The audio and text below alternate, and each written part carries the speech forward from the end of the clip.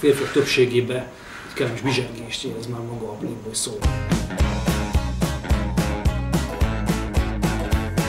Szóval jó nő, magabiztos, intelligens, szórakoztató, partnerként kezel, és egyenrangú fél mellettem. Állnak a férfiak rozsdás vakszavúak!